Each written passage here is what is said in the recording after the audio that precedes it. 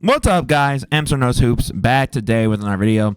And today I am doing, I think for the first time on the channel, the 2024 NBA mock draft. When I release this video, it'll be out on Tuesday, which will be the day before the actual draft on Wednesday.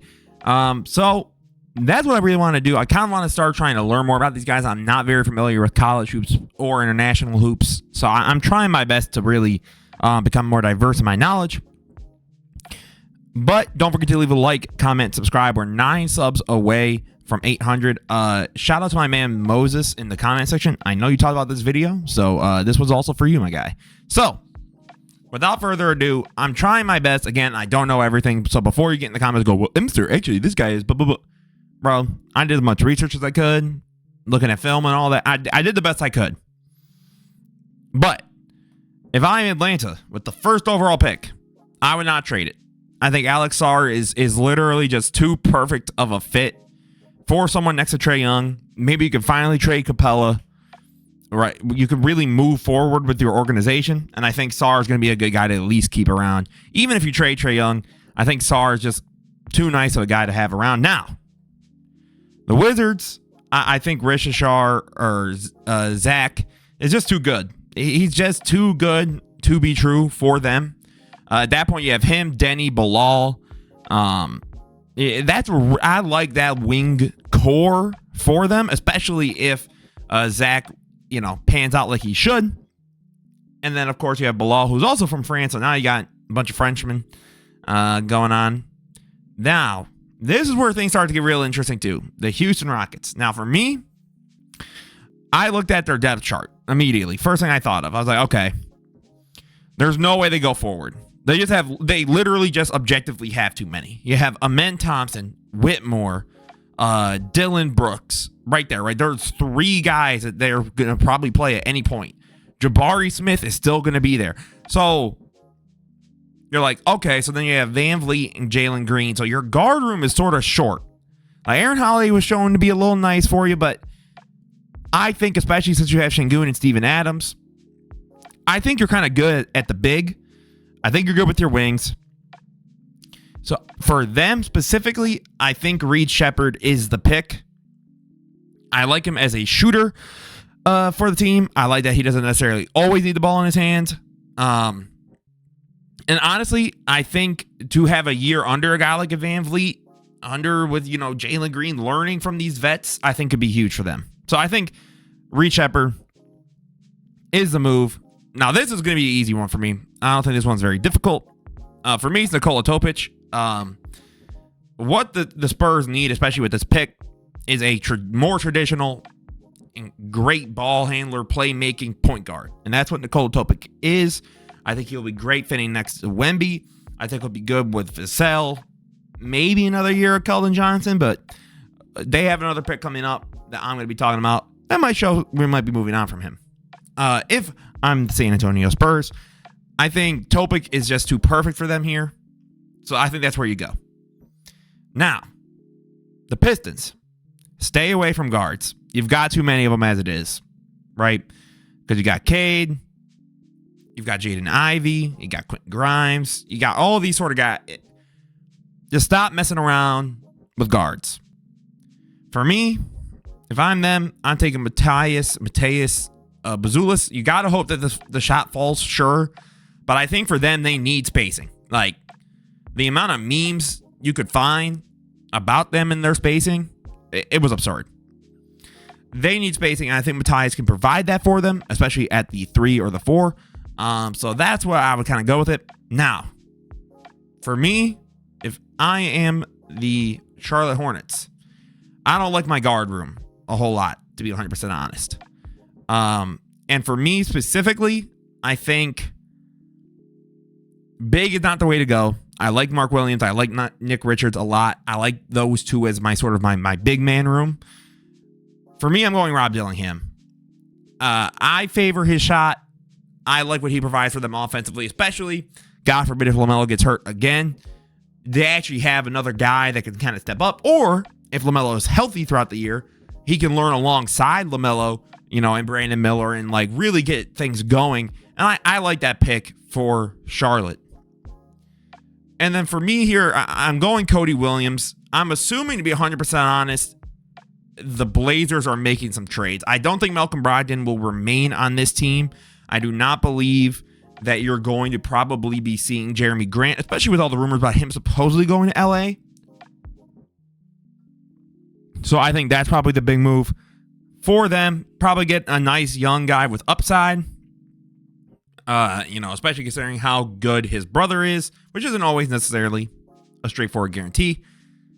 Now, for me here, I think it might be time to move out from Keldon Johnson, personally. And even if it's not, I think this is just too nice of a pick. Dalton Knecht, I think, is a shooter, floor spacer, however you want to put it. I think he's perfect to go with Topic, with Wemby, in a double team, kick it out to him, catch and shoot. I just think it's too good to be true. But I think if we just went off of needs and size, and Donovan Clingan falling all the way to Memphis is disgusting. Because I think that's perfect for them.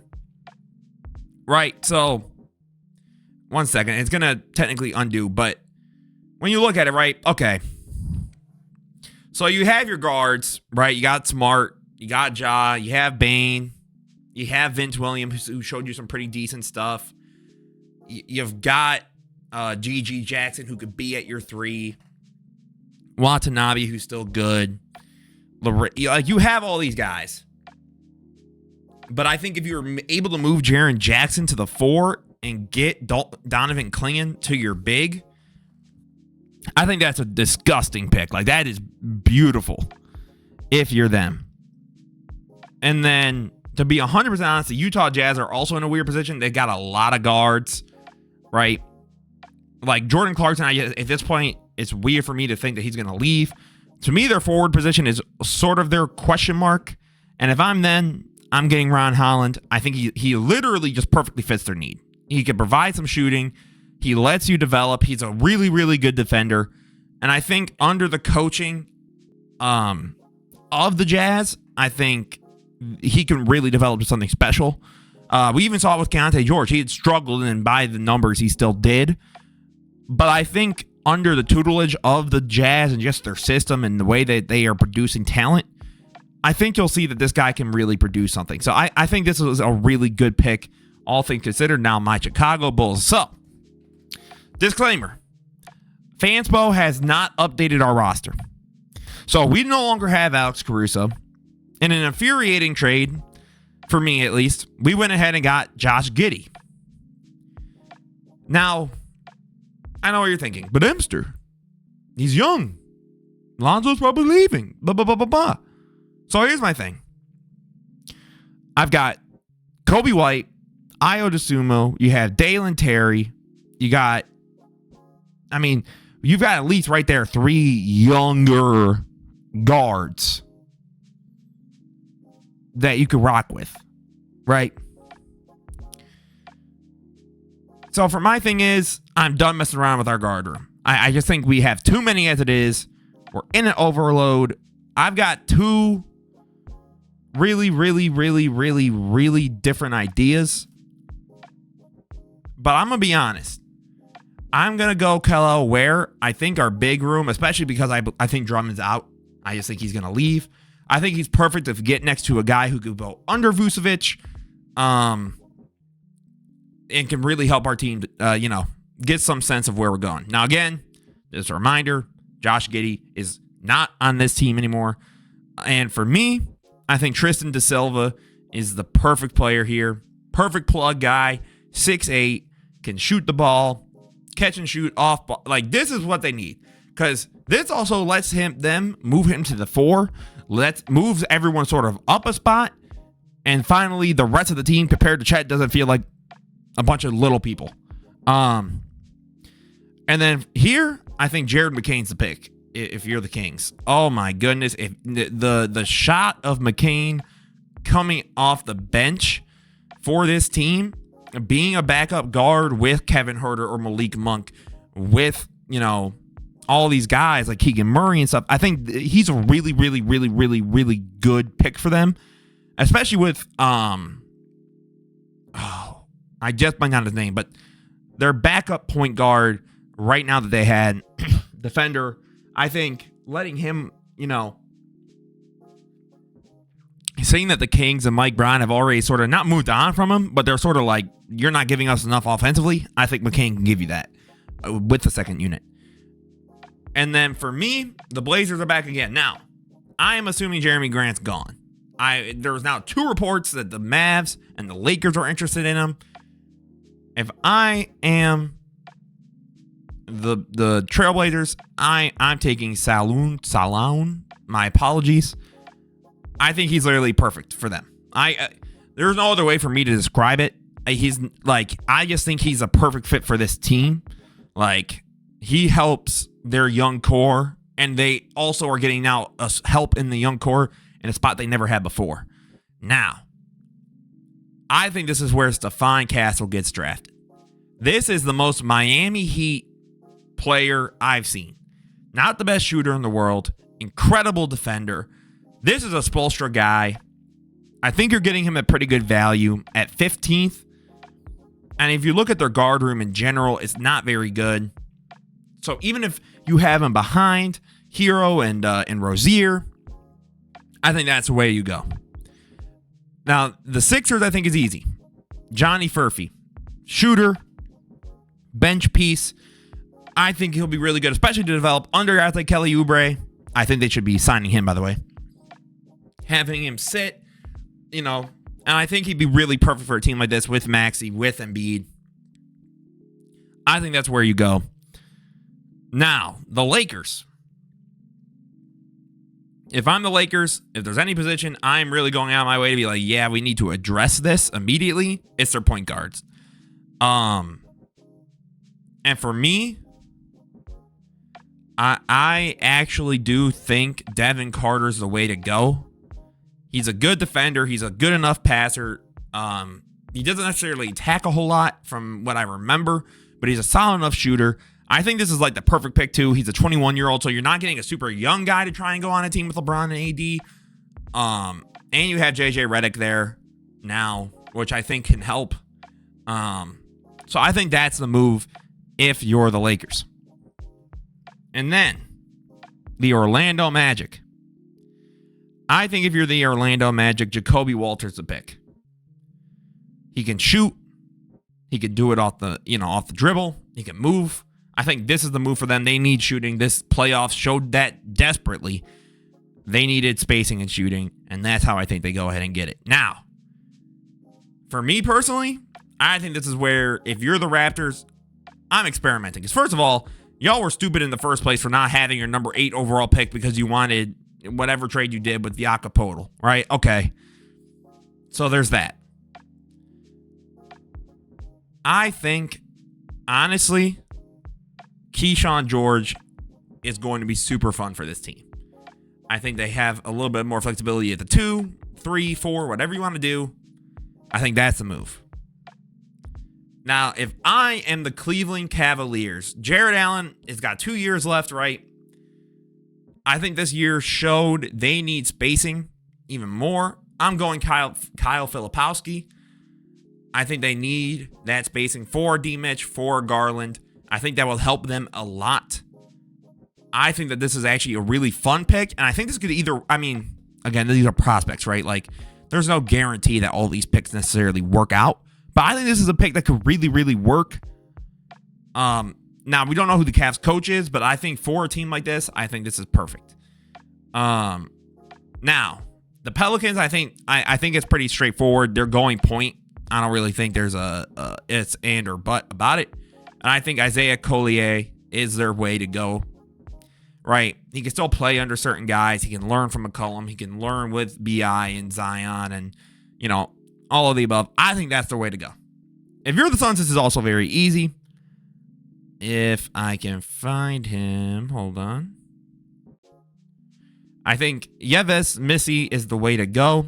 I think awesome guy you could get to come off the bench for Nurkic. Even if you want to bench Nurkic for him, I think this is just the perfect pick for him. He's mobile enough, good enough of a guy to get boards.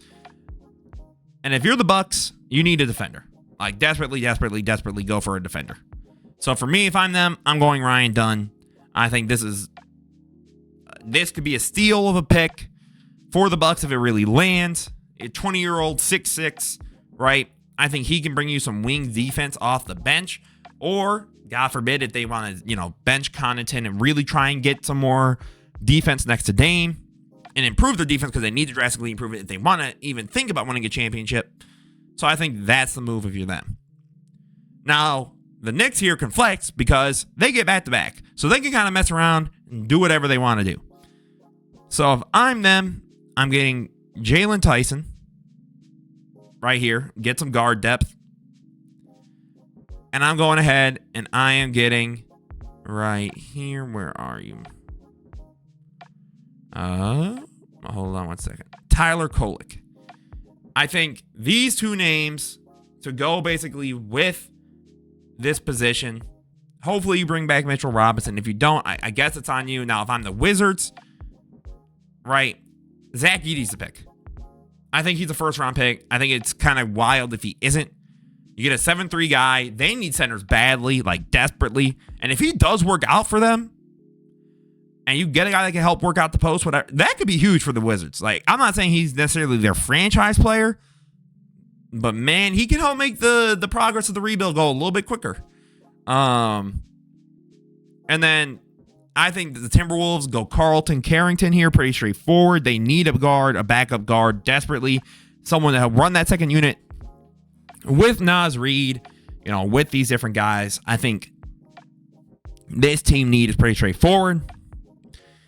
For me, this was tough of what the Nuggets really need. To be 100% honest, if I'm them, I'm getting Tyler Smith. I think Tyler Smith's jumper could be very, very, very, very legit. And if you want to run him at a 2, and I think his defense could get better, you could sit Michael Porter Jr. You have someone similar, not as great as a shooter as him. I think that could be obscene, just how good that could work out.